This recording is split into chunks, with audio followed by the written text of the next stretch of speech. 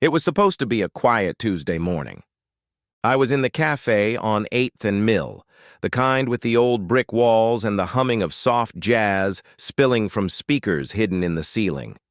The scent of fresh bread and cinnamon hung in the air like a warm blanket. I had just taken my seat by the window, sipping a dark roast and scrolling through emails when I noticed him. The man came in with a white cane, tapped the floor twice, then paused. His movements were precise, calm, almost rhythmic. He was tall, maybe in his early 40s, with a lean frame and skin like polished bronze. His sunglasses covered most of his face, but his jaw was sharp and relaxed. He wasn't lost. He wasn't timid. He just moved differently, methodically. The barista greeted him. "Morning, Mr. Carson." He smiled. "Morning, Lily. Large dark roast, no room, right?" "You got it." I watched, intrigued, as she gently took his hand and guided it to the counter. He thanked her, then turned to make his way to a seat. That's when she walked in. Hair like an oversprayed helmet, oversized sunglasses despite the dim lighting, loud wedges, loud voice, loud presence. She scanned the cafe with a frown, clearly unimpressed by the quiet atmosphere, and marched up to the counter like she owned it. "What is this, 1953? She barked. "No almond milk?" "Are you serious?" Lily calmly offered her a menu of alternatives, but the woman, Karen, by stereotype if not by name, snatched a napkin from the counter and waved it like a white flag. "This is ridiculous. I swear, no one knows how to run anything anymore." Then she noticed the man with the cane, and she laughed. "Oh, wow," she said loudly, pointing right at him like he was some kind of exhibit. "Is this like a performance thing? Or are you really blind?" The cafe went quiet. Forks paused mid-air. Laptops stopped typing. Even the jazz felt quieter.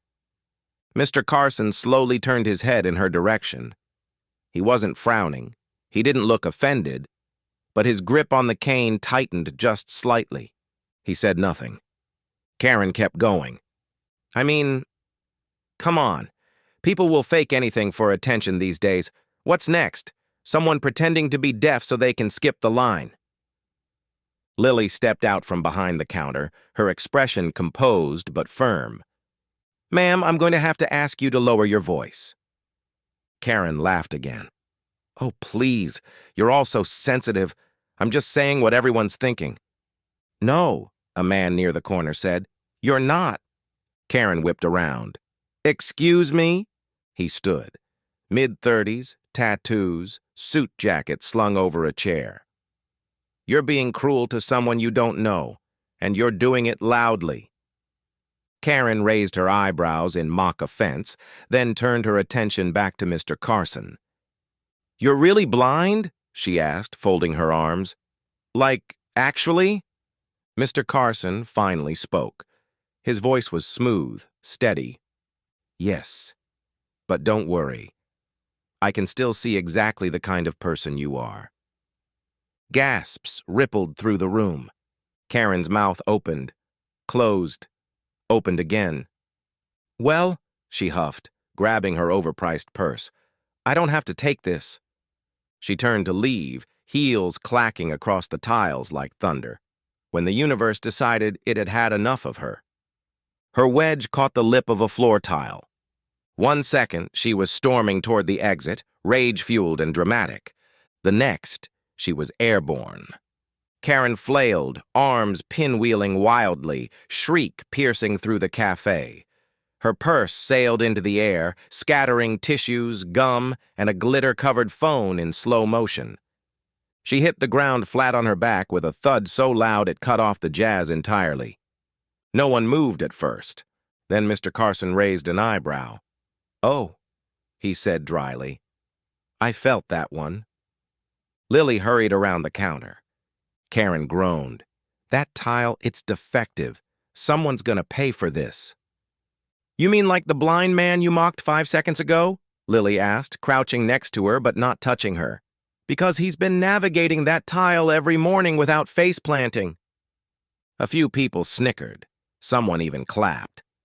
Karen struggled to sit up, red-faced, hair undone, sunglasses skewed on her forehead like a broken crown. She opened her mouth to fire back, but then stopped. Because her purse, which had landed near Mr. Carson's table, had spilled more than tissues and lip balm. A small, shiny badge had slipped free. Security guard, mall division. He picked it up with a raised brow. "You're a guard?" "Former," she muttered, snatching it from his hand. "Well," Mr. Carson said with a smile, "in that case you should have seen it coming." The room erupted. Karen scrambled to her feet, brushing herself off like the floor itself had wronged her. "You're all insane," she hissed, clutching her badge and broken pride. "I'll be reporting this cafe. I have rights." "You also have bruises," said the tattooed guy, sipping his coffee again. "Maybe sit with that for a minute." Karen's eyes darted around the cafe, looking for backup, but all she found were sideways glances, raised eyebrows, and one man filming discreetly from behind his newspaper. Her anger twisted, boiled, then abruptly fizzled, because she knew. The damage wasn't just to her knee or her ego, it was to her control, and in this room she didn't have any. She shoved the door open and vanished into the late morning sun. The silence she left behind was loud and satisfying. Lily shook her head and started sweeping up the debris, Karen's shattered dignity, her spilled concealer, and the trail of bad vibes. "Sorry about that, everyone." Mr. Carson chuckled as he took a sip of his coffee. "No need to apologize. That was better than Netflix." Laughter rippled again, warm and genuine. I finally spoke up, unable to keep quiet. "That was honestly incredible. You didn't even flinch." Mr. Carson turned toward my voice. "When you live life in the dark, you learn to see what people hide. That woman wasn't angry because she was offended. She was angry because she didn't feel in control." "That's deep," I said. "She tried to trip me with words," he said, standing slowly, placing his cane precisely on the ground. "But I don't fall for that kind of thing." "Unlike her," I muttered under my breath.